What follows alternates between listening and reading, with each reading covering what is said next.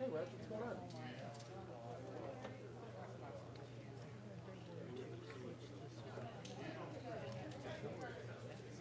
Really? What does that mean?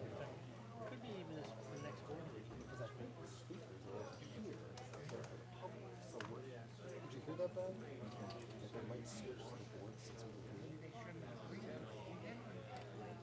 board, so what they're doing is they're They might flip this room. But isn't the So the speakers board would above be our here heads? and the people would be here. Because the other room is wider. So the board would be here and then the administration would be on this side. And then the people would be in the Yes. Oh, I like They're talking about that, yeah. I like the idea. I don't know when. I'll let you know. These speakers above the heads, right?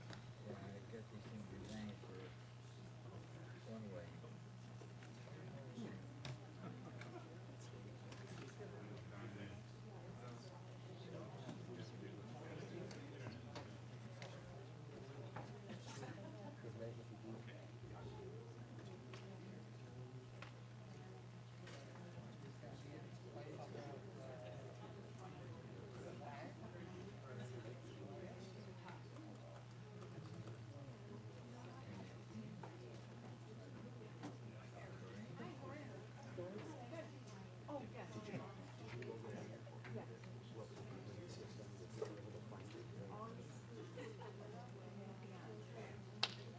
Getting it again.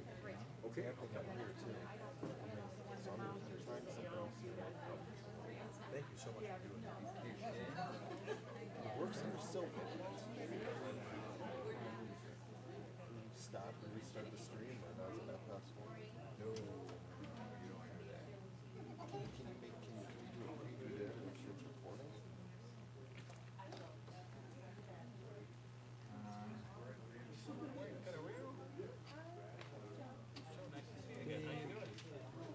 You've grown, Joe. Yeah. A lot. Being honored. Yeah.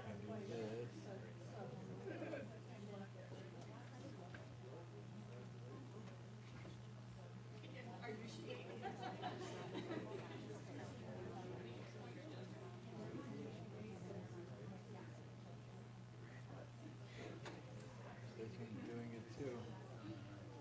It's something, well, it's something that I do. It changes there. That's what For just a couple of minutes.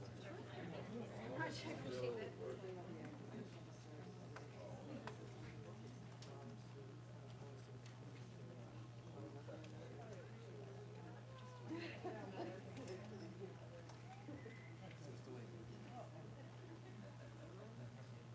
I'll be behind more.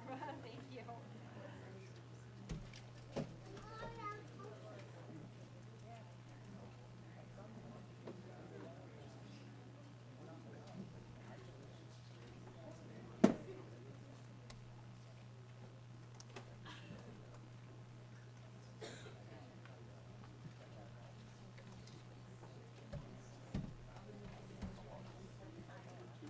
What do you want?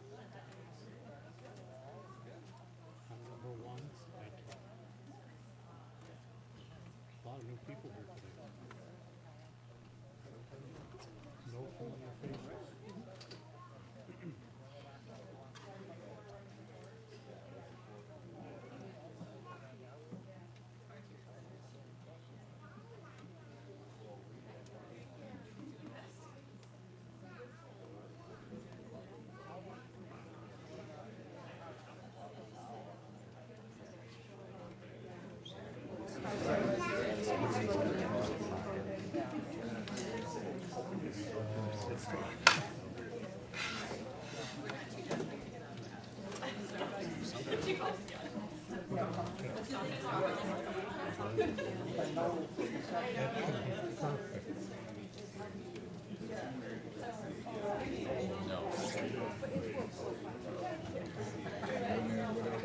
I don't think there's nothing we can do. I'm connected to my phone's internet now, so I'm on the district testing.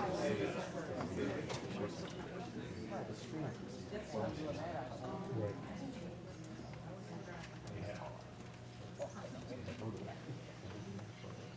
So anyhow, David, Miller called me.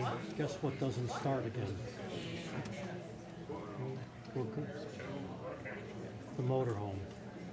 We're going over tomorrow to try to start it again.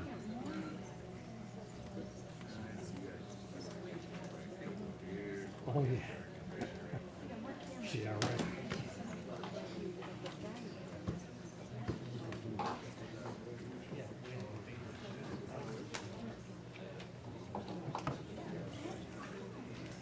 Who's the we?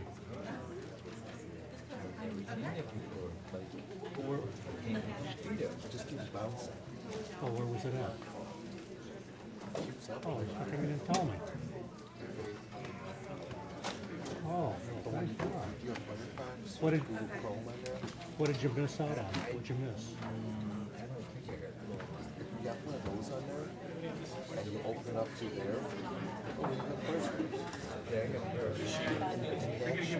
Silver right plug in. That one works fine. Or you just kind of stick with your own.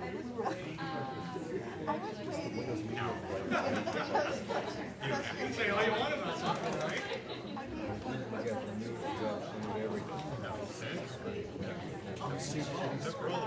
No, you're blacked out. You can't see the screen, right? No. No, you're good. Yes, sir.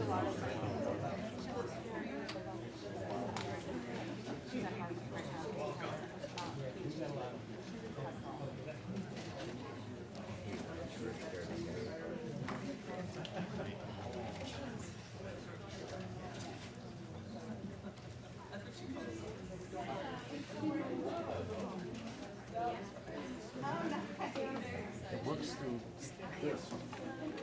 Chrome and then Silver right plug in.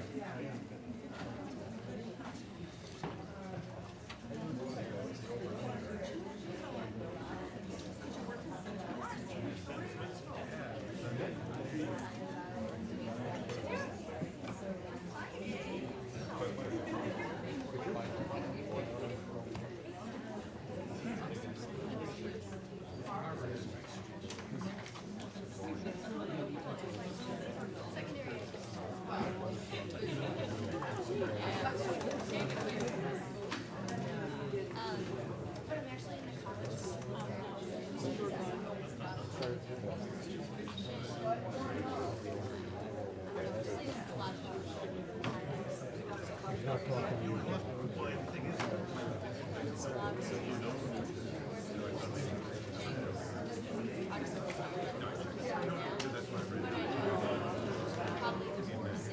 But probably just forgot it.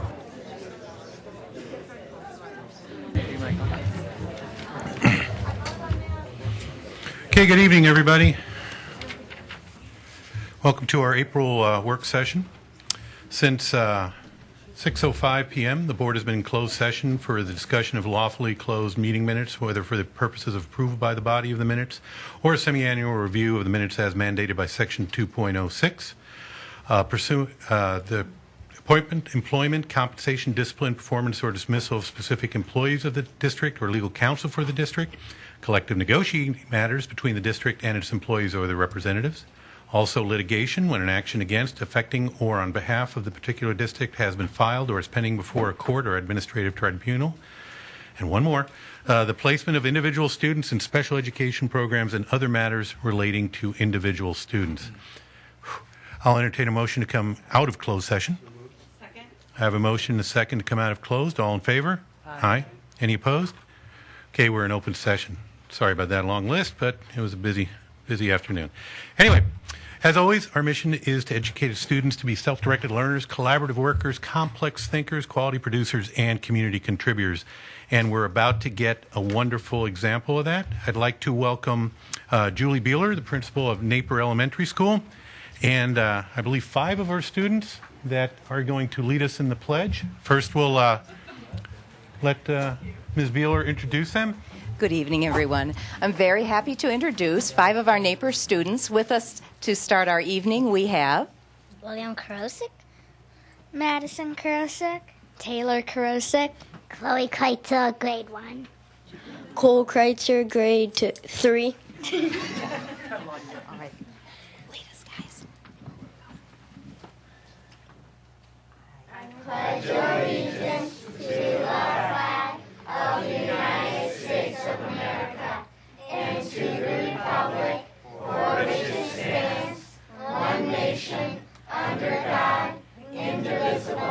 Super.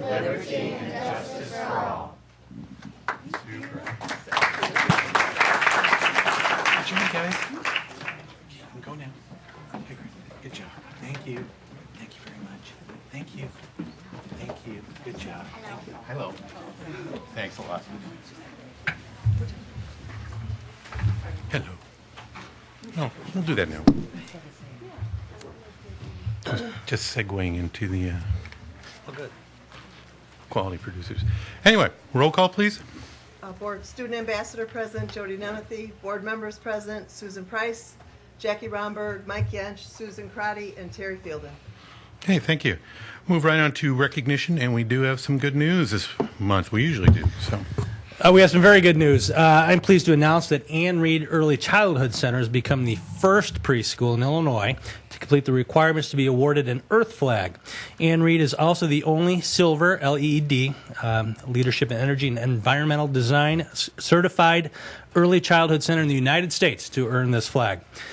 Scarce School and Community Assistance for Recycling and Composting Education has an Earth Flags for Schools program that requires the following: teacher and staff in-service, reduction activities, and ongoing school recycling policies. Ann Reed will be celebrating this distinction on April 22nd, Earth Day, at 1 p.m. So board members, community members, if you wish to attend, please RSVP to Principal Jeannie Matula. We certainly congratulate and celebrate the staff, the parents, and the community at the Ann Reed Early Childhood Center on this designation. Also, on Friday, April 5th, Principal Kevin Pops, Director of Communications Julie Carlson, and I represented the district at the 35th Anniversary Naperville Jaycees Distinguished Service Awards. The ceremony, in our opinion, could have been, in some respects, called a District 203 Distinguished Service Recognition because several individuals with some good connections, very strong connections to our school district were recognized. Naperville North student Austin Hansen received the Distinguished Service Award as a student volunteer. Former District 203 Administrator Sally Pentecost was recognized for her contributions in the field of education. The Distinguished Community Leader Award was given to Future Focus 203 facilitating team member Tom Carroll, who gave a beautiful commercial on Future Focus 203, encouraging the community to attend.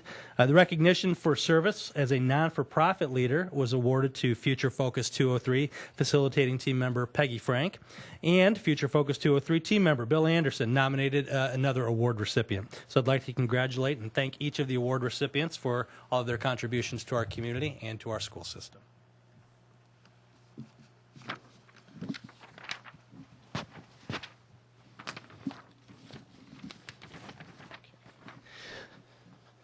Now it's my opportunity to appreciate this opportunity to recognize several students for some accomplishments in DECA, the Distributive Education Clubs of America, as is formerly known.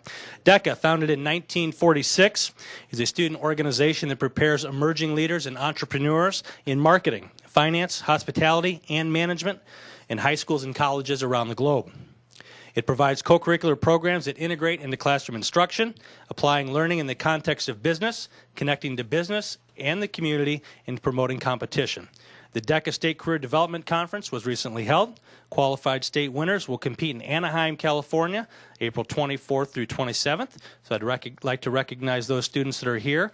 I don't believe Christine Bell's here, but how about Katie Berry, Carlos Harris, and Allison Hillier? Are you here? You can come up and help maybe recognize these students.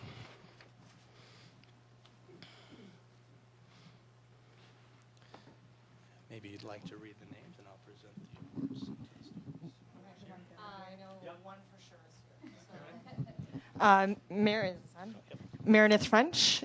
She was part of the team who took first place in our virtual business event. That actually she took first, or her team took first in our. There's 4 regions for the national level, and they were first in our Midwest region. So that was fabulous.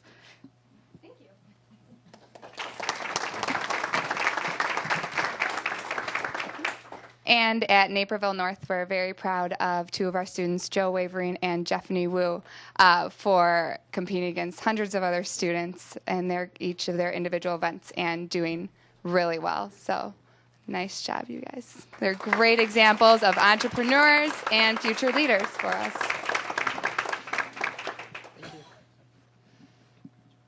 Jeffney will be going with us as well to Anaheim next week. So we know she'll represent Naperville very well. Yeah, we'll certainly mention the names of the students who are not here. Rishi Kumar, Emily Zen, and Courtney Quinn. So congratulations to all of our students. Well done. Thank you. Well done. Congratulations.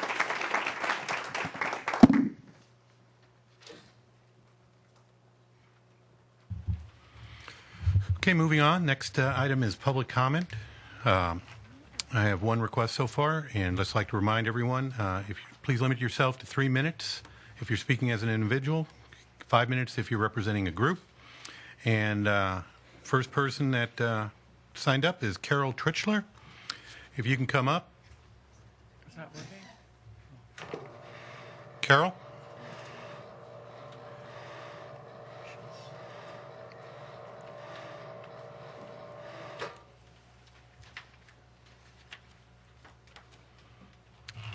Please have a seat. Yeah, we'll turn on the microphone. Oh, do I need to turn it on? Yeah, because we're going out, once again, we're going out over both NCTV 17 and the World Wide Web, so we want to make sure everybody hears you. How do I turn it on here in the middle? Hit that little black button so the lower blue light comes on. Okay, And if you can start with your name and address for the record, and then proceed with your remarks. Thank you. My name is Carol Tritchler. I reside at 799 Royal St. George Drive, apartment 704, Naperville. I spoke April 1st during the public comments section, and I am back to reiterate I'm opposed to the K-12 online charter school. I do not think that the online charter school is in the best interests of the K through 12 students of District 203 for many of the reasons discussed previously. The charter for profit schools, especially online schools, have convincing track records of accomplishments. The students would lack structure for their studies and experience reduced socialization with teachers and other students.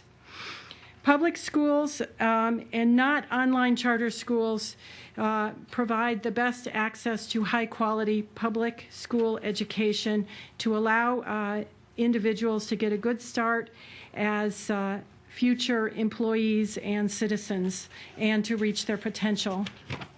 In addition, it seems the charter schools do not have the same level of transparency and community involvement, especially at the local level, and the for-profit mission of these schools are of great concern to me. Please vote no to the online charter school proposal tonight. Thank you for your consideration. Thank you very much. Just hit the button again. Thank you. Thank you. That was the only request I have, but as is our custom, if anyone did not get a chance to fill out a request and would still like to make a public comment, I'd open it up right now. Anybody else? Okay, then we'll move on with the rest of the meeting. And next, right after the pledge, my second favorite part of the meeting, the student ambassadors report. So, Jody? Hi guys, hope you're having a nice night. Kind of realized this is a little bit of a bittersweet report. This will be the last report I'm doing as the 2012-2013 ambassador. I believe the next meeting is 2 days after graduation, so I'm coming, don't worry. I'll be here, but I will be announcing the next year's ambassador, so that'll be pretty exciting. We have elections for that on May 3rd, I believe the date is, and we'll find out the day of who's the recipient of those elections that day. And this week, actually, we have our regular General Assembly campaign week, so we will know on Friday, which is our voting day, who those representatives for next year are going to be. And so far, we have a great turnout. I think we have 15 to 22 candidates running per grade, and 10 make it from each grade. So we have a pretty great turnout this year, so I'm really looking forward to see what they have in store coming up next year. And just some fun stuff on the agenda I have. So mainly for our senior events timeline, we had Senior Week last week, which is obviously always a great time. We ended on Friday with our famous hypnotist assembly, which is always something we look forward to all 3 years leading up to senior year. We had Mr. NNHS, which is basically a male pageant in a sense for the senior guys, which also is something we look forward to all year. This Saturday night, actually, we have our senior celebration, which is just kind of a time to get together and have one more final hurrah before we graduate in a couple weeks. And then last but not least, of course, we have prom coming up in 2 weeks. Still don't have a dress, but I'll figure it out. Also, going on at North, we have Spring Art Week, which some of the finest artwork in Naperville North is being displayed throughout the school, which is pretty cool. And we have our Freshman Jamboree coming up, which is just an introduction for the incoming freshmen to kind of what Naperville North is to be like. There's time that clubs and activities are able to make little booths, and they just kind of showcase some of the cool things going on at North.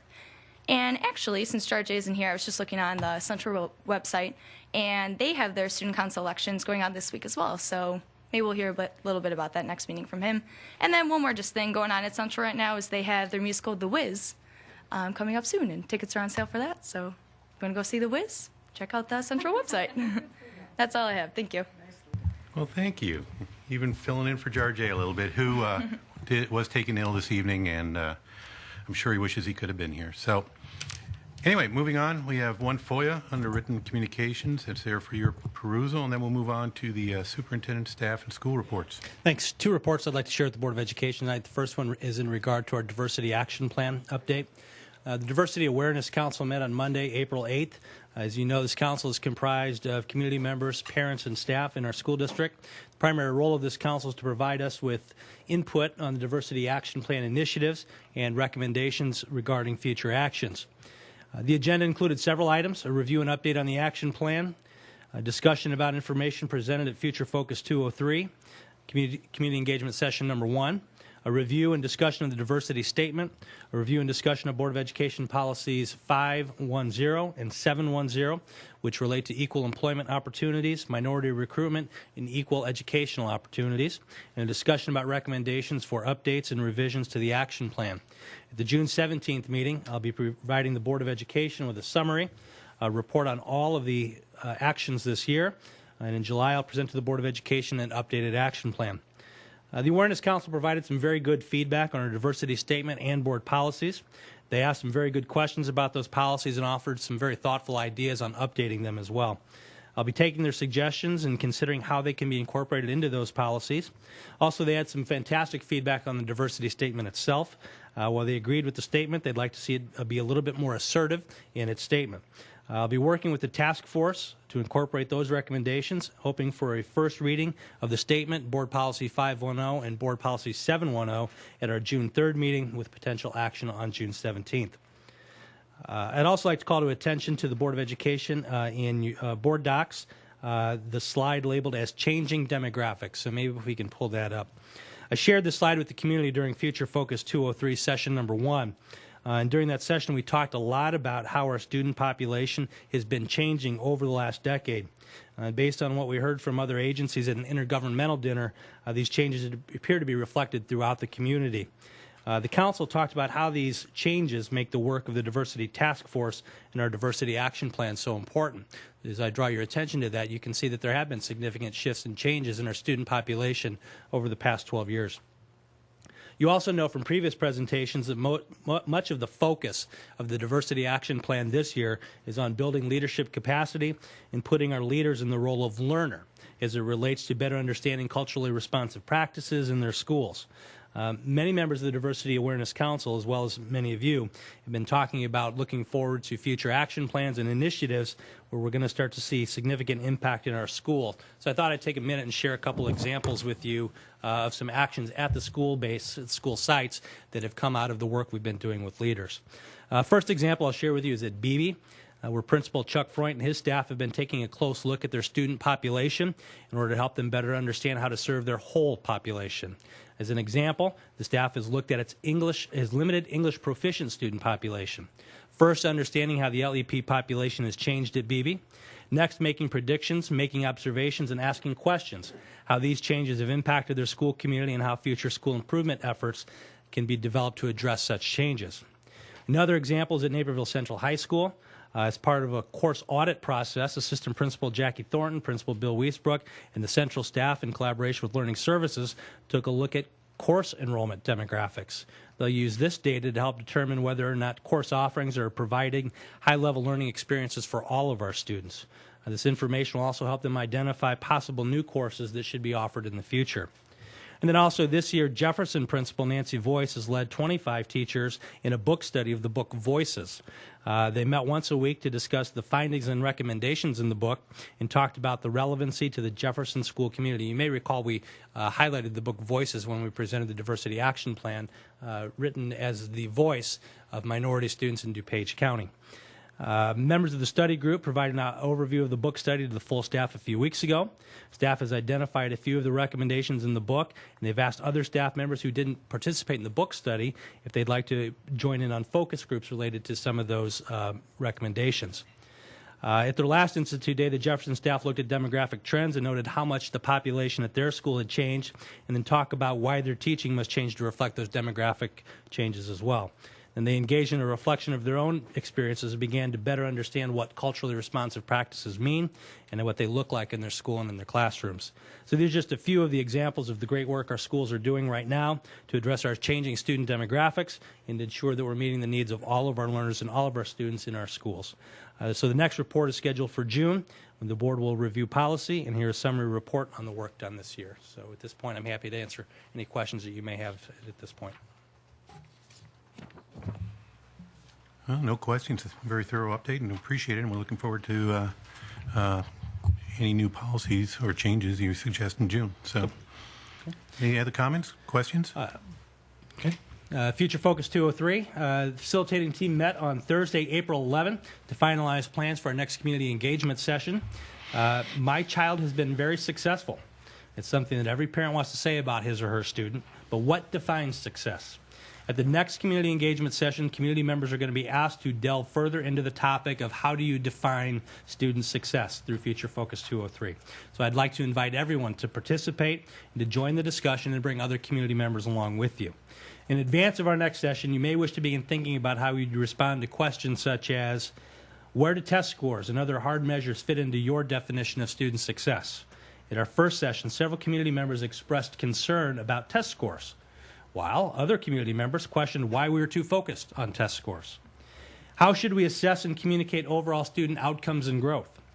We're required by state statute and federal law to consider a number of indicators like test scores, but we want to know from you as a community what else you want us to consider. And how can we better prepare students, parents, and teachers to realize your vision for success? So that question will lead us right into session 3, held in May, when we will talk about our program of study. Session 2 will be held at Naperville Central High School on Wednesday, April 17th from 7 to 9 p.m. and at the Grace United Methodist Church on Thursday, April 18th from 8:30 to 10:30 a.m. Reservation is not required to attend, but we would request that if you know you're coming, you RSVP through the information available on our website so that we can prepare for attendance. But this is going to be, I think, a very deep conversation. I know the facilitating team had a great conversation in preparation of this. I don't know if Jen, Julie, Susan, or Mike, there's anything you'd like to add to that update, but this is going to be, I think, a fun conversation for our community. Any questions on that or comments? Okay. I have nothing. Were there any Board of Education reports? Susan? I just wanted to remind everyone that the NEF Building a Passion Breakfast, which you got invitations for, is coming up on May 2nd. So if you haven't signed up for that yet, or anyone in the community that hasn't signed up and wants to attend, it's from 7 to 9:30 at Boback Signature Room. Any other board reports? Okay, then we'll move on to the monthly reports. Anybody following board docs, you'll see our monthly report, the treasurer statement, the investments, the insurance report, which deals with our medical expenses, and the monthly budget report. Were there any questions for Mr. Zager on any of those?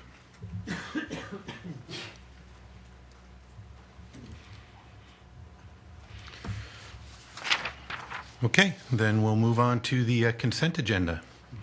Today I had the honor of sitting down with Mr. Zager and reviewing our bills and claims. For those watching, every month a board member volunteers to go in and go through a stack of bills and claims, checks, receipts, all sorts of stuff. And I found everything in excellent order. So at this point, I would like to move the approval of warrant number 377730 through warrant number 378512, totaling $17,183,800.78 for the period of March 19th, 2013 to April 15th, 2013, and the remainder of the consent agenda except for 8.09. So that would be 8.01 through 08 and 8.10. Second. Okay, I have a motion and a second to approve the consent agenda with the exception of 8.09. Roll call, please. Yench. Aye. Price. Yes. Fielden. Yes. Romberg. Yes. Crotty. Yes. Okay, motion carries. Thank you. And as we sometimes do, someone asked to pull something out of the consent agenda so that we can have some discussion on it instead of just it being a regular and reoccurring vote. So at this point, Mr. Bridges has asked to make a comment. Okay, 8.09, as you're aware, in 2011, the school district and Park District entered into an intergovernmental agreement regarding the school district leasing the Knock Park baseball field for use by Naperville Central High School. A condition of that agreement stipulates that the school district will complete several property improvements on the field, and several of those items were completed last year. According to the terms of the agreement, the press box, concession structure, and the scoreboard are scheduled for improvements by October 1st of 2013. Although we fully intend to honor our agreement to improve the property, I would like to ask for a little bit more time for us to review the content of the bid proposal to determine if there are any alternatives that can be considered in the proposal. And this would allow us a better opportunity to consider this bid and site work in relation to all of the athletic facility improvements scheduled for this year and in coming years. So this will give us an opportunity as an administration to get a little bit more information and background for you as a Board of Education in considering action on this item. So are there any comments or questions? So if there is no dissent, I would suggest we, without dissent, we'll table this to no later than the second meeting in May, and then have Mr. Bridges come back to us with his position at that time. Okay. Okay, without dissent, that will be what we do. Also, on the consent agenda, in the personnel report are a couple of announcements regarding some personnel moves that I would like to announce. So Lisa Polomsky is here. So Lisa, if you'd stand, please. I'm pleased to introduce to you Lisa Polomsky. Lisa began her teaching career at Jewell Middle School in North Aurora, where she taught 6th through 8th grade special education students for 2 years. The next 4 years were spent teaching kindergarten through 5th grade special education students at Hall Elementary School in Aurora. When the assistant principal position at Hall became available, she was asked to assume those administrative responsibilities, and 2 years later became the principal at Hall, where she stayed for 3 years. Lisa was appointed as principal at Schneider Elementary School, where she has been for the last 3 years. She graduated from Eastern Illinois University with a bachelor's in special education and a master's in education from NIU. Lisa is also a graduate of Naperville North High School, and as part of the consent agenda, you approved the appointment of Lisa Polomsky as the principal at Elmwood Elementary School. Congratulations and welcome to the district.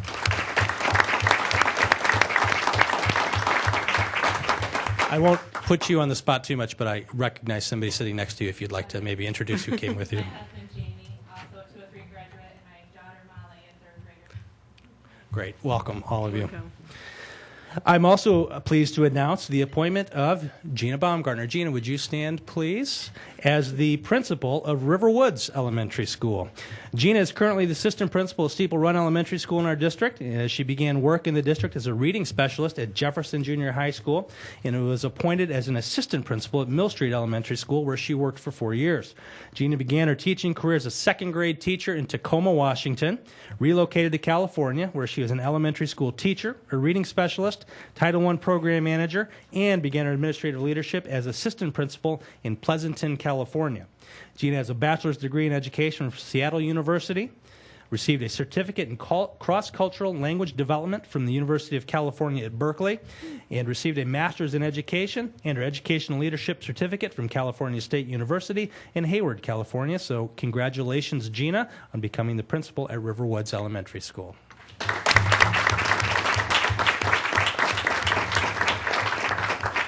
Gina, any introductions for you? I don't... No. Okay. Happy to have you nonetheless. Okay, and now this is a work session. We have several things that we are going to vote, and I think maybe there's a couple people out there interested in the first one. the proposal on the Illinois Virtual Charter School at Fox River. We have had considerable conversation about this topic and had opportunities to have input onto this at the April 1st Board of Education meeting. Presented a recommendation to the Board of Education that you not approve the charter application. Tonight's action would be compliant with the requirements in the law and in the statute, that in a public meeting you take action. So that's what we'd be asking for tonight is your action in regard to that proposal. I'll indicate that the white binder that I have here, and I've provided that as backup material for you, was information that was submitted by the applicants, not in a form that was directly responsive to the questions that you as a Board of Education had, but overall collection of information that they cared to share, I suppose. So with that, my recommendation has not changed based on a review of those documents. And it would continue to be my recommendation that you deny this application. I'll take any questions that you may have. Okay, I'll open up for board comments or questions before we consider a resolution. Go first. Oh, you want to open up to comments? Oh, yeah. Sure. Okay, I just have if you're ready. My statement. Sure. There are many reasons to deny the application of the Illinois Virtual Charter School. The applicant and others may characterize the denial as anti-change or anti-business, or a school district guarding its own interests over those of the students. This school district is none of those things, as we have a for-profit entity providing programs for us, one we work with closely to ensure the highest quality services for our students. This school district, as we heard earlier this month, has innovative online programs and opportunities for students and offers some classes, like our consumer education courses, online. And we are not opposed to innovation, and in fact have been at the forefront of integrating these tools into our curriculum. We do, however, have an interest in rigorously guarding the interests of our students and our community, because at its core, we have in front of us a substandard application to provide a program that has proved itself to be substandard. I have to wonder how an organization that could not rouse itself to offer a rigorous application and enthusiastic response to legitimate and should have been expected questions is going to summon the energy to provide a rigorous and enthusiastic education for its students. And in an age of increasing demand for transparency, I find this statement from their cover letter over the inadequate responses particularly revealing. Quoting, "While the charter school laws provides a timeline for local school boards' review of a charter school proposal, it does not require a charter school applicant to provide written responses to questions raised at a public meeting or subsequent to the public meeting, but prior to the school board's vote on the charter proposal. They don't have to answer our questions because the law does not require them to do it." That is an astonishing response, but considering their behavior to this point, not a surprising one. Again, let's be clear. IVCS doesn't need to communicate with local boards, doesn't even need to prepare an adequate application because it knows that it will appeal denials to the Illinois Charter School Commission, which has established from its very organization in 2011 by, I think it's Senate Bill, is it Senate Bill 79? That it will favor charter schools over local communities. This privately funded commission, on which people from outside of our community sit, can make decisions about how your local tax dollars are spent in opposition to what your locally elected board does. And in cases like Naperville, where more than 80% of the funding for our schools comes from local property taxes, and where a significant population of our staff, from teachers to maintenance staff to administrators to bus drivers, live in our community, it means that those dollars are leaving Naperville to pay for teachers who might be as close as Indiana and executives who earn upwards of $5 million. I wish my vote tonight made the final statement about a substandard application for a substandard program, but it isn't. It is simply an annoyance, if that the people from IVCS and K-12 will wave away with the help of the Illinois legislators who created the Illinois Charter School Commission. Thank you. Anyone else? There's a point that Susan made in there that I think that is important, for the board to hear, and that's that, there has been some pushback that this district and other districts may simply be afraid of innovation, of online learning and virtual learning. please note that that's not the case, or that's not the issue regarding my recommendation for not approving. It's simply my recommendation is based on the lack of merits of the application that was brought forward, and so I think that's something that's important for your consideration. Oh, okay. The funding of charter schools is something that comes up in the IASB Resolutions Committee when we review it once a year. In fact, the Woodland School District is now carried it forward because they're being hit for charter schools and they're losing some of their tax base for a charter school that's up in their area. And essentially what happens is once a charter school is planted in the district, they can take money from the district per student, and that money just continues to grow, and eventually the district becomes upside down on the funding, and you can actually lose money for your own education program. So funding for charter schools in general is something that needs to be addressed downstate. And I think to Susan's point, it's more than just the board voting no on this virtual charter school, which I do not favor. It's calling your legislature and actually saying, if you're going to have state-run charter schools, the state should fund them. But then the state also does a very good job of cutting our funding every year as well, so I don't know where that funding is going to come from. I did read an article about the charter school up in Woodland. They are equally concerned about state funding, and if they could not tap the district for their funds, they would be concerned like we are that the state wouldn't fund their programs in general. So they would be in the same boat. But I think it's part of a bigger issue. And I'm not against charter schools. I think they have their place. But I think we are all going to have to come to grips with where the money's going to come from.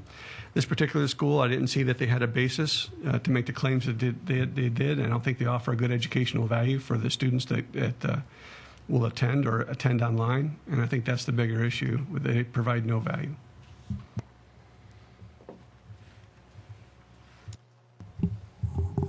I have to say, after going through this whole process and seeing everything that your staff has gone through, Dan, I'm absolutely irate on what the hoops that they've made us jump through to get to nowhere, really. And like you said, Susan, to take away all the control of what you can do locally here.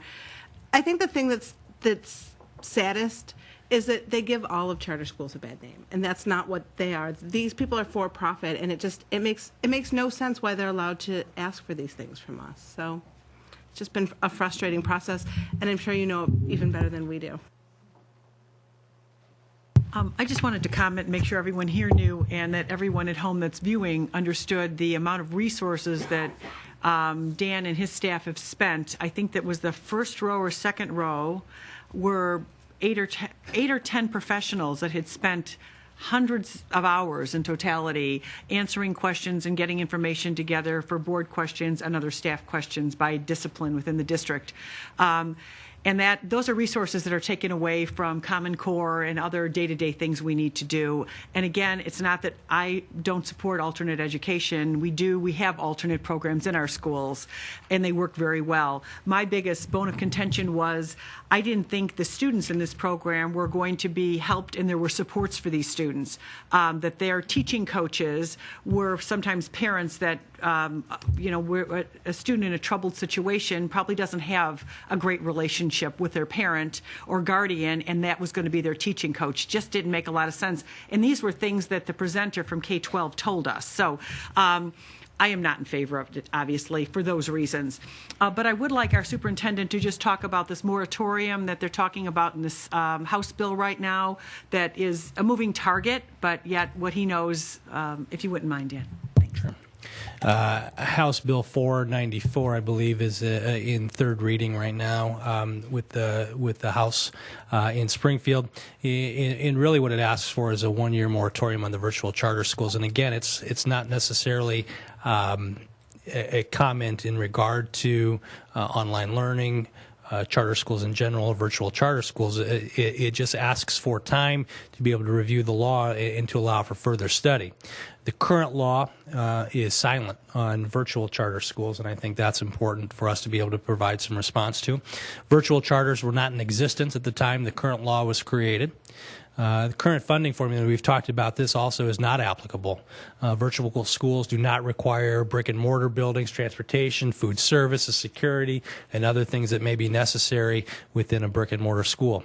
Class size is disproportionate between virtual and face-to-face classrooms.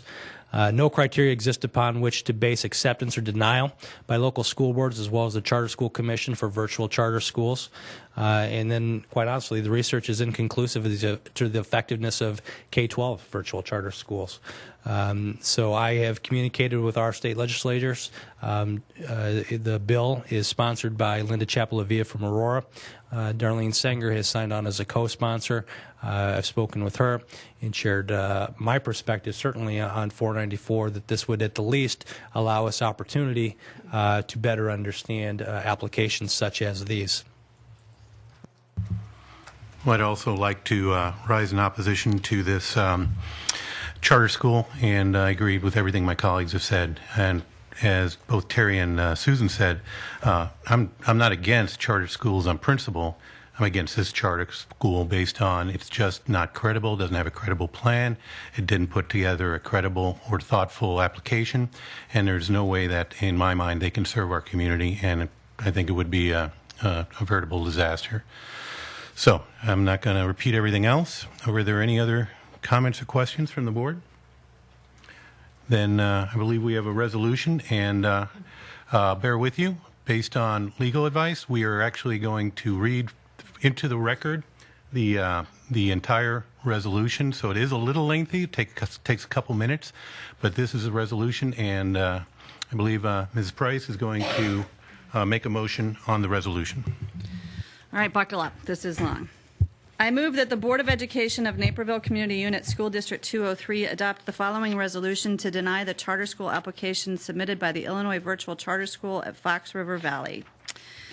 Whereas the Illinois Charter School law charges local boards of education with the responsibility of reviewing charter proposals to determine whether they meet the legal requirements for a successful charter proposal, and whereas a successful proposal must contain reasonably comprehensive descriptions of the criteria set forth in Section 27A-7 of the Illinois Charter Schools Law, as well as comply with other requirements set forth in the Illinois Charter Schools Law, and whereas on or about February 14, 2013, the Illinois Virtual Charter School at Fox River Valley Charter School, to be known as Charter School, submitted to 18 school districts, including the Board of Education of Naperville Community Unit School District 203, DuPage and Will Counties, Illinois, to be known as the Board of Education, an application seeking to establish a public charter school under the Illinois Charter Schools Law, and whereas the Board of Education under Section 27A-8C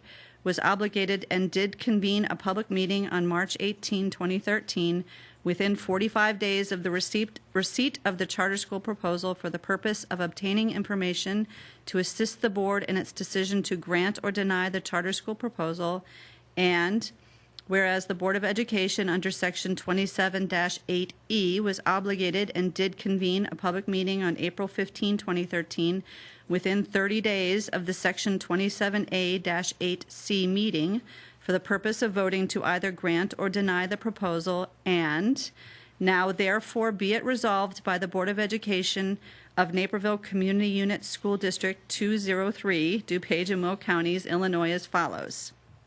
Section 1.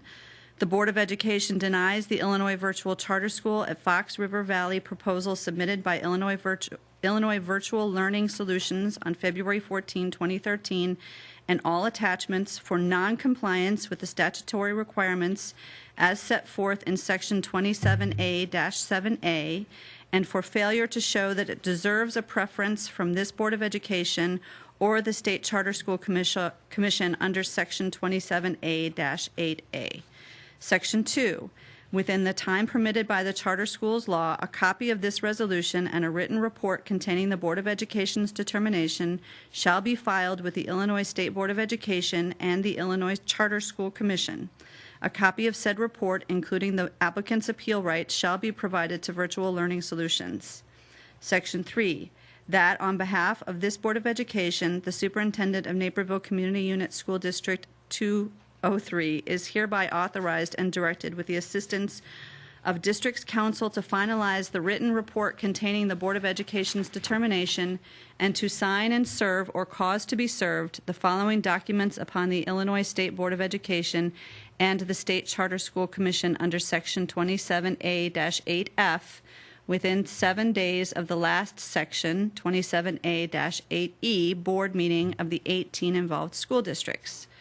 The charter school's application and all attachments, and a copy of this resolution, and notice to the applicant that the Board of Education's decision may be appealed to the Commission within 30 days of the Board of Education's vote, and the certification of publication and a copy of the printed notice of the public meeting held in accordance with Section 27.8-8 of the Illinois School Code, and a written report detailing the reasons set forth by the Board of Education for such denial, and all documents upon which the Board of Education relied in denying the current proposal.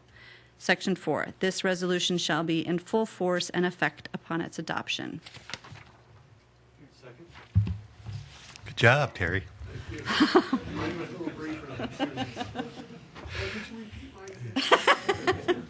Okay, we have a resolution.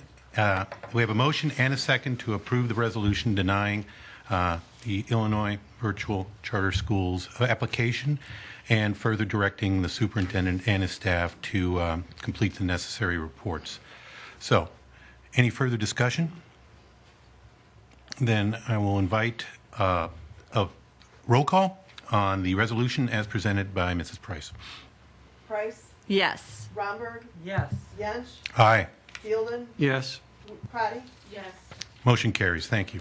Just a couple quick comments. I provided for the Board of Education, still in draft form, a draft response or draft filing regarding the denial of the charter school application. I'd encourage you to review that draft. If you have any input for me on that draft, be sure to send that to me. We must, within 7 days of your vote, to deny the charter proposal, file our report with the Board of Education. So in order to allow us the opportunity to draft a final form and final report, if we could have that by Wednesday, any input that you'd like.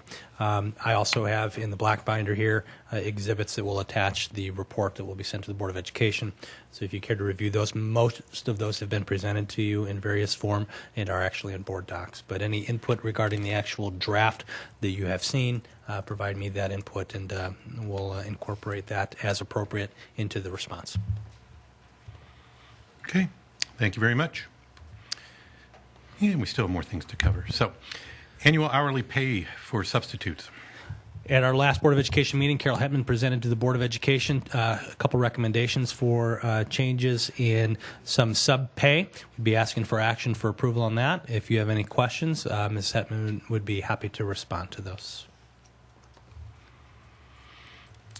And once again, for anyone watching who didn't see our last meeting 2 weeks ago, most of the other things that are coming before us, we have discussed at a previous meeting, and now this is our action. So we discuss it at one meeting, get all the information we need, and oftentimes you won't see any follow-up questions for that reason. So, are there any follow-up questions? Okay. Then, motion? I move approval of item 10.02, annual hours of rates of pay for 2013-2014 substitutes. Second. Okay, I have a motion and a second to approve 10.02 as presented. Any further discussion? Then roll call. Romberg? Yes. Yench? Aye. Crotty? Yes. Price? Yes. Fielden? Yes. Motion carries.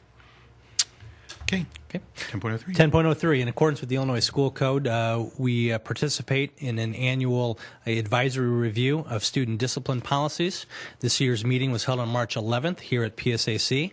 The advisory council included students, parents, staff, and administrators, as well as 2 Board of Education representatives. Naperville Central Dean Mike Stock and Naperville North Dean Jackie DeCipio served as the co-chairs. At our last Board of Education meeting on April 1st, Bob Ross, Assistant Superintendent for Secondary Education, presented the recommendations for change to the Board of Education. We'd be happy to respond to any questions. We'd be asking for action on the recommendations for change to 7190. Any comments? The only thing I'll say is for people who weren't here for the discussion, the only change to our discipline code is that we're actually codifying part of our policy anyway, which is we're making it clear it's a classification 1 offense to have an off-campus violation. In other words, If you show up to school, you better stay there unless you have permission to leave. So that's the basic gist of it. I move approval of item 10.03, policy 7.190, student discipline. Okay, I have a motion and a second to approve policy 7.190, student discipline as presented. Any further questions, comments? Then roll call. Price, Yes? Romberg, Yes. Yench, Aye. Fielden, Yes. Prati, Yes. Motion carries. Thank you. In a very similar thoughtful process, annually we review our co-curricular participation code.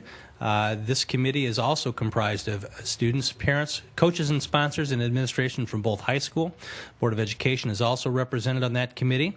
This year's meeting was on February 25th at Naperville North High School. The two high school athletic directors, Jim Conrad and Andy Lutzenkirchen, serve as co-chairs. There were some minor recommendations that were made on this committee, on this policy, some additional language, and then also some addition of some clubs that had not been in the previous regulation that needed to be added. So those were the recommendations. We'd be asking for action on this evening.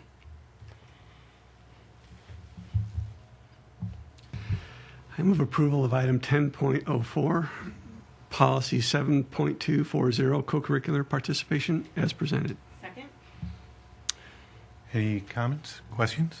Okay, I have a motion and a second to approve policy 7.240, co-curricular participation as presented. Roll call. Romberg, Yes. Fielden, Yes. Price, Yes. Prati, yes, Yench, Aye. Motion carries.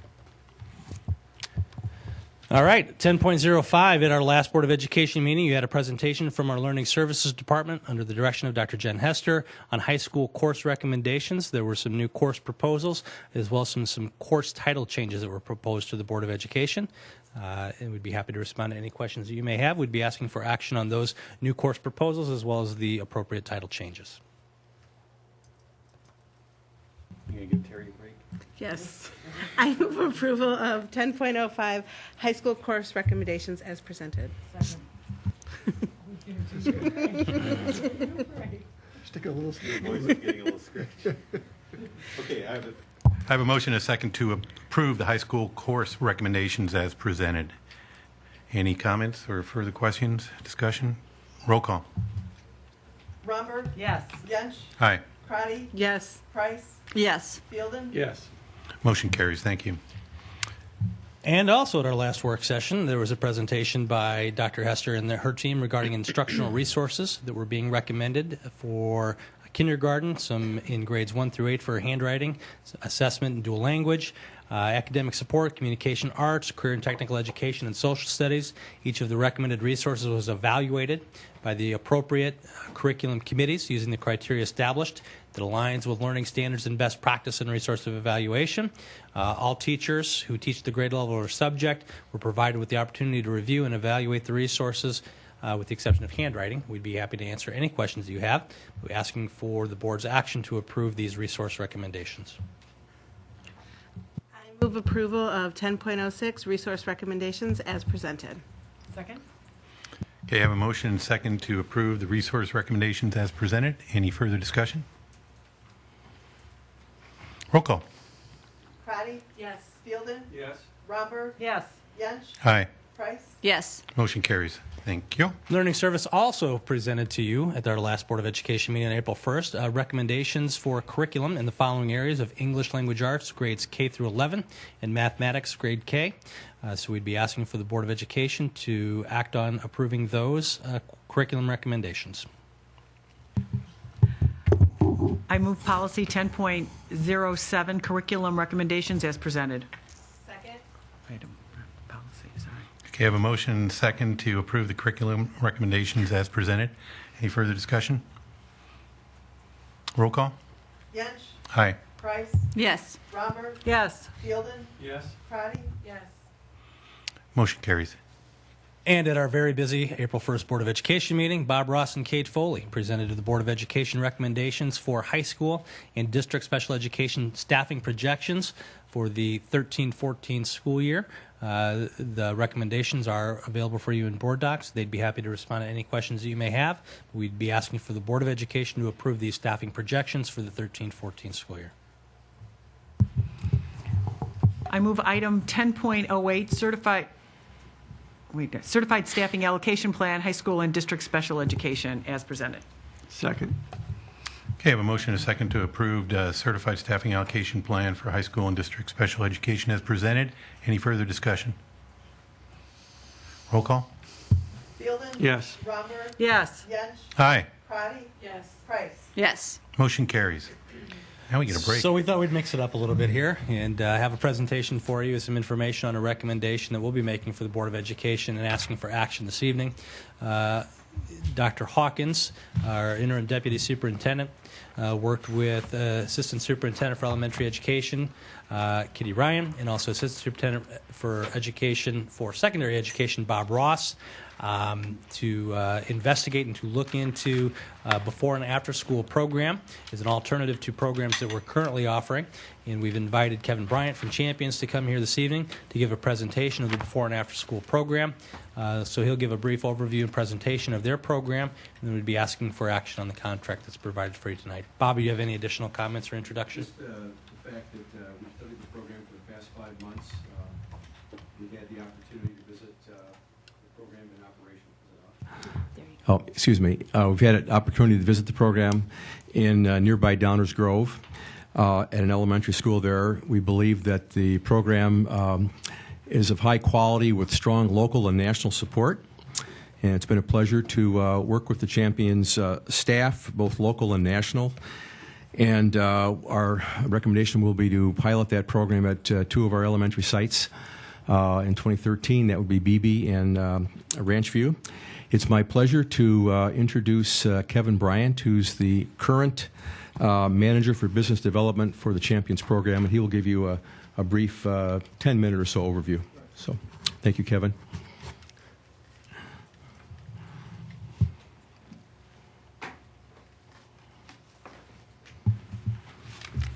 Well, thank you again, Dr. Hawkins, the administration, and Board of Education for allowing us an opportunity to present to you this evening. I'd like to introduce Deb Merdinger. She's our operations director. Is based locally here in Burr Ridge, and she covers operations in Illinois, Wisconsin, and Texas. Hopefully everybody was able to receive a proposal for the pilot programs at BB and Ranchview for before and after school programming. So I'd like to take this opportunity, a few minutes here, to tell you a little bit more about Champions as an organization, as well as to share some key components of our before and after school extended learning programs.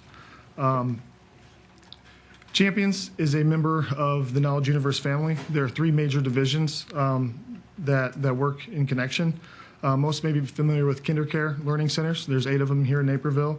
We also operate Children's Creative Learning Centers, or CCLC, which provides on-site corporate daycare for a lot of the nation's Fortune 100 and Fortune 500 companies. But tonight, we're going to focus on Champions. We've been operating high-quality out-of-school time programs for over 30 years. We hire local, and we serve the local community with the backing of Knowledge Universe and the vast resources that are at our disposal. So what that means is we have the ability to invest in curriculum writers and teams that assess and ensure the implementation of that curriculum, whether it be the 21st century learning skills or the support of the Common Core state standards into our programs. So we have the resources of a global education company that is community driven. When we talk about being a part of the community, I think it's important tonight to highlight how we are already involved in the community, Naperville community. We're privileged to operate 8 KinderCare centers in Naperville. And last year alone, we served over 542 Naperville families. We currently employ 114 local residents and gave back approximately $1 million last year in the forms of discounts and scholarships to Naperville families who were our partners in the KinderCare learning centers. So in addition to serving the community with this pilot, we're going to have the opportunity to serve District 203 and their employees by offering our Kindustry child care benefit. With that offering, any district employee would be eligible for discounted tuition at any of our KinderCare, CCLC, or Champions programs in the Chicago area. So again, we're excited about this pilot program, and the opportunity it gives us to serve District 203, its employees, and the families as well. Our Champions leadership team does a lot of work, a lot of great work with the National After School Association. Our Chief Operations Officer, who's based in Burr Ridge, and our Manager of Quality and Accreditation sit on the National After School Association Board, which allows us the opportunity to regularly contribute to many of the National After School Association's core competencies and best practices. So again, we are an education company, over 30 years of experience. The affiliations that we have and the ability to leverage our resources really allows Champions to remain on the cutting edge of out-of-school time programs. So the last few slides, I was able to talk a little bit about our company and who we are, but now I want to be able to walk you through how all that comes together to provide those high-quality after-school programs. The philosophy at Champions is a simple one, to provide children with an environment filled with warmth and safety, where academics are reinforced, individual talents flourish, and programs aligned with 21st century learning framework and that are supportive of the Common Core state standards. The programs are designed to enhance the development of the whole child in social and emotional learning. Our environment is key to our programming. It's set up to look a little bit different than the school day. And it gives the students a choice to participate in 5 different engaging activity areas. They include activity areas for homework, science, sports, arts and drama, and of course, an area for a healthy snack. Within each activity area, we have a featured daily activity to really directly promote various skills, 21st century learning skills, whether it be creative thinking, collaboration, problem solving, but it gives the students an opportunity to be engaged, have fun, learn something, and maybe not even realize that they're learning something. In addition to the core of our programming, which is the 5 activity areas, there's some enhancements that are included in order to really make our program stand out. One is an emphasis on our homework. We have a Read Right Now literacy initiative. We have fitness initiatives and character development programs. We also will be offering a weekly STEM-based science lesson that allows the students to actively participate in and bring projects home and continue that learning when they get to go home and tell their parents what they did and explain the projects they worked on. It is important that the programming that we offer supports your educational goals. So we've talked a lot tonight, or I've talked a lot tonight, about some of those 21st century learning skills that are integrated in our programming, as well as the focus on the whole child, social and emotional learning, and the support of the habits of mind. I want to give you an example of one of the activities that we do that incorporates some of those skills. In our Super Investigators Theme Week, one activity we might feature in the Imagine That area would be our Spy Gadgets activity. And it would be a lesson that would allow children to use recycled materials to innovate and create their own spy gadgets. And the skills that specifically works with are creative thinking, problem solving, and decoding, to name a few. So that's just one example of some of the different activities that are there for the students to work on some skills. But these programs are really a true opportunity for the students to learn and have fun in an after-school program that's completely turnkey and operated by Champions. So we hire local staff that run and manage the program. They have the support of a local operations team and a national education team to make sure they have all the resources available to provide those high-quality programs and be consistent from school to school. But even though it's a turnkey solution, our staff effectively and efficiently will be communicating with the principals in order to ensure that we're supporting each of the school's key initiatives within the programming. Supporting the parents, we're very focused on supporting our parent partners. We offer flexible hours, uniform staff, and emphasize effective parent communication. Maximum program access is something that's not only important to Champions, but it's also important to the district administration. We've been able to sit down and talk about it. So in working with District 203, we're going to provide some scholarship opportunities. We also accept third-party subsidy from DHS to also provide opportunities in the program for families who qualify. A homework component is something that we know is very important to our parents. We typically set aside some time at the beginning of the day to really provide the students an opportunity for that homework completion. But we do work with the parents and the students to really understand each student's homework completion expectations. So again, I know the community is something that's important. Part of the mission of District 203 is to produce students who are community contributors. We like to ensure that each Champions program engages our children through our character development program to support the local community. So we actively have the children participate in food drives, coat drives, fundraising for different charities, and help participate in local events. Our staff also likes to become part of the school community, and we see that in a lot of our programs. So we work with the PTA, or in this case would be the homeschool organization, with various activities. They'll volunteer for sporting events, and we want to do what we can to not only be a part of that local school community, but also the Naperville community. So that was a quick rundown. I didn't want to take too much time, but I thought there were some very important pieces that we wanted to touch on. But thank you again for allowing us a few minutes. Is there any questions from the board, administration? I'll start. I have a couple questions. Okay.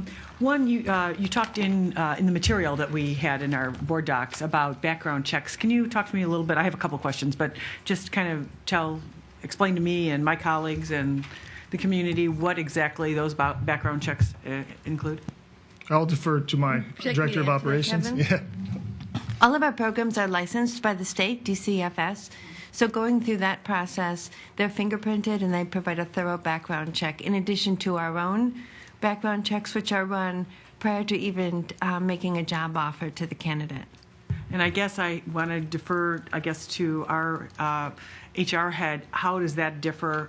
I guess maybe it can't be answered right now, but I'd love to understand how that's different than what happens in our school. If you can either somehow make that match, I would love to understand that. It doesn't have to be right now. If they can just... Sure. I'm not obviously familiar with your background check practices.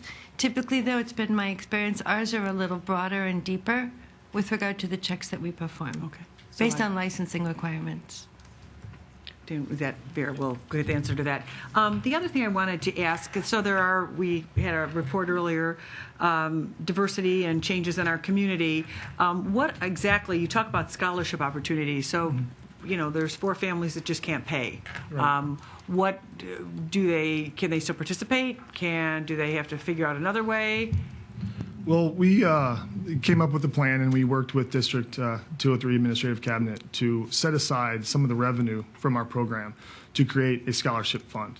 5% of the overall revenue of the program is going to go into a scholarship fund that's going to be available for the principals to come to us because they know the families better than we do of which children and families need assistance, whether it be a full scholarship or a partial scholarship. We're going to be willing to work with them. The way the scholarship fund is set up, so for roughly every 20 enrolled students, there's one full-time scholarship available.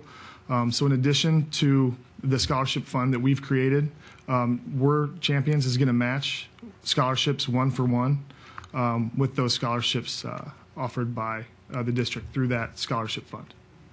And that sounds very giving and all. I don't know how that's going to work. I know there's a program, there's a couple programs in town. One I know of for sure, an after-school program. If you can't pay and you can demonstrate you can't pay, you don't pay, you still participate. So it doesn't sound like we're quite there, and I guess we'll just have to wait. That's why this is a pilot, and this is an opportunity for us to review all of the things that work but don't work. An opportunity, Kevin and the Champions group have been very accommodating in terms of working with the administrative staff to understand just that concern that you've raised. Got it.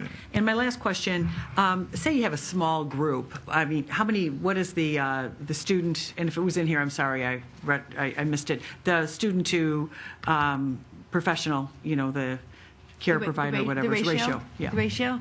The ratio standard that in Illinois is 1-18. The National After School Association recommends 1-15. So what that means is 1 teacher for every 15 students. We will operate for you, and we'll be following those same ratios. Okay. So I guess my question is, all different age group kids, somebody cuts themselves, whatever, hurts themselves, they're kids. I know where you're going. There'll be two teachers in the room at all times, at least. That's where I'm going. Okay.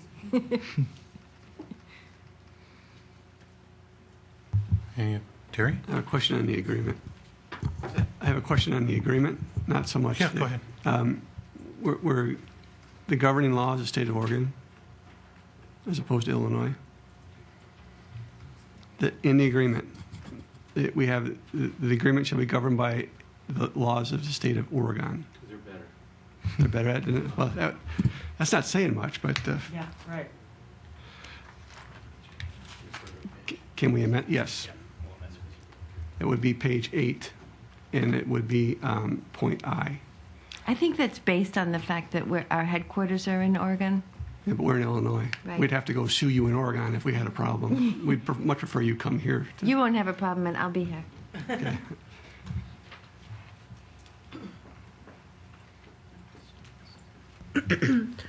Currently, the program that we have is a not-for-profit that takes care of, our students after school. And you're not a not-for-profit, is that correct? Correct. Okay.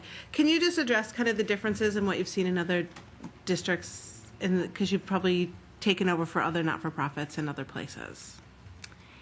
The primary difference from my perspective, and it's just my perspective, is that our organization, without speaking to anybody else's, I don't want to pass judgment on the way somebody else chooses to run their education out of school time, but I will tell you this, that because that we are for-profit, we have the ability to leverage more resources from a curriculum standpoint and activity standpoint, environment standpoint, science projects.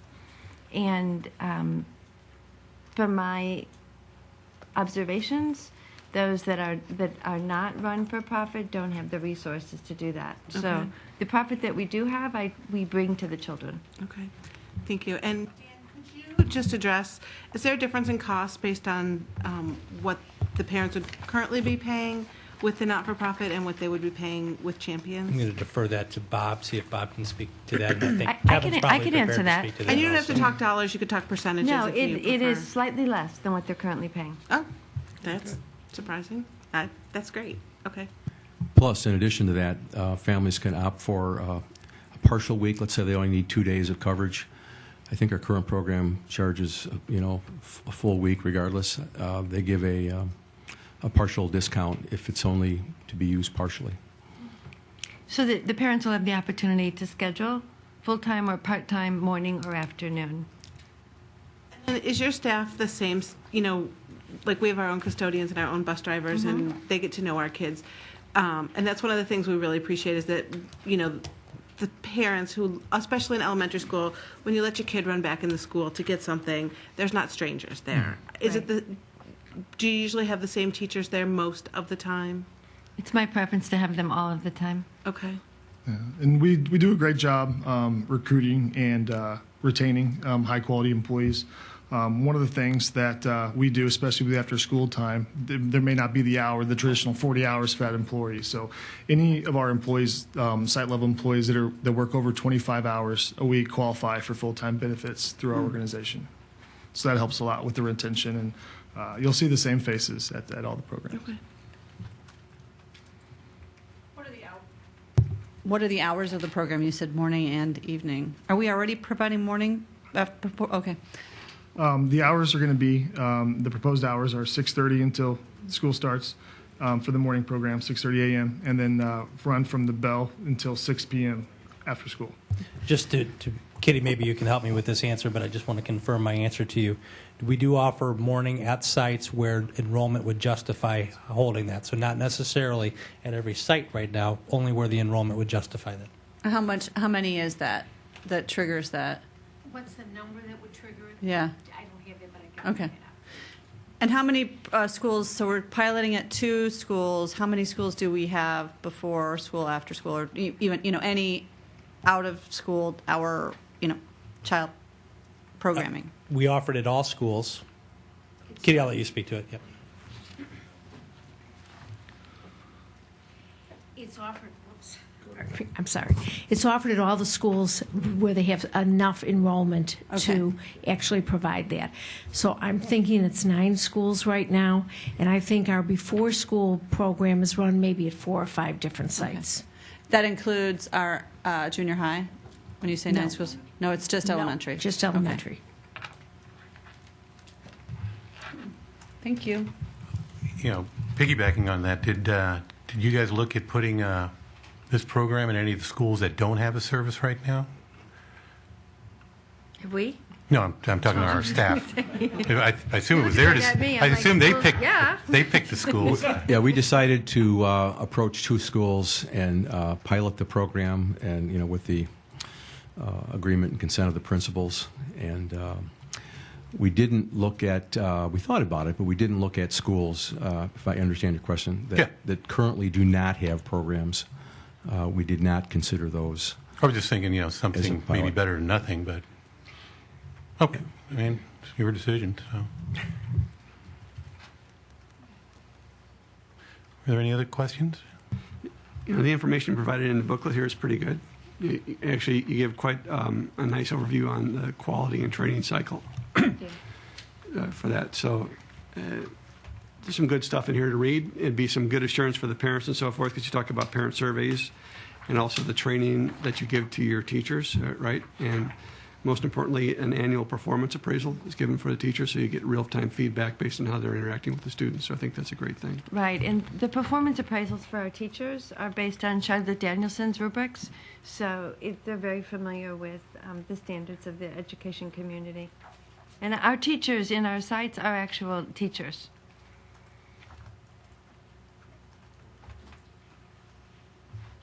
I move approval of 10.09 Champions proposal to provide before and after school programs as presented.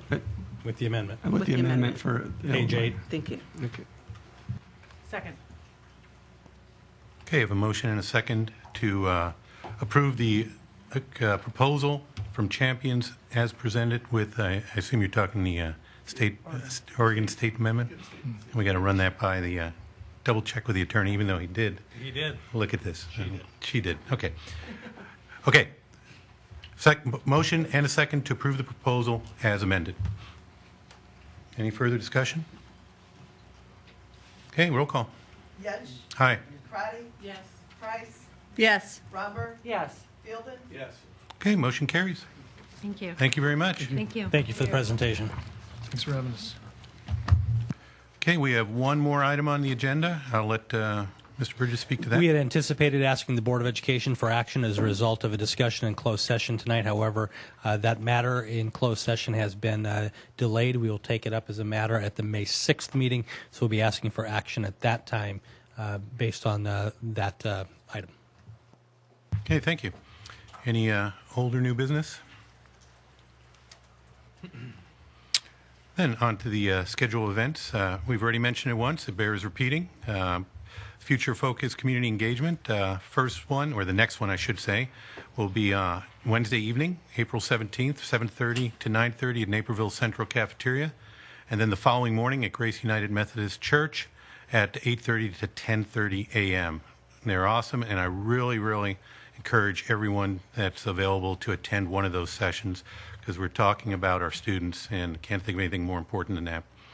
Then we start our end-of-year activities with the Excellence in Education Banquet, high school trade show, and then some appreciation luncheons, and as Mrs. Crotty mentioned before, on May 2nd, the NEF Building a Passion Breakfast. Next meeting's on May 6th. So, Excuse me, Mr. Yench, before you close the meeting, it's Julie over here. I just want to point out that the Future Focus Community Engagement session on Wednesday night will begin at 7 p.m. It says 7:30 up there. It says it. In my notes, it says it. That would be correct. However. 7 to 9. 7 to 9. 7 to 9. There we go. Is 8:30 right? 8:30 to 10:30 is correct. Okay, 7 p.m. Thank you. Wednesday night. Thank you. Anything else? I move we adjourn. Second. I have a motion and a second for adjournment. All in favor? Aye. Any opposed?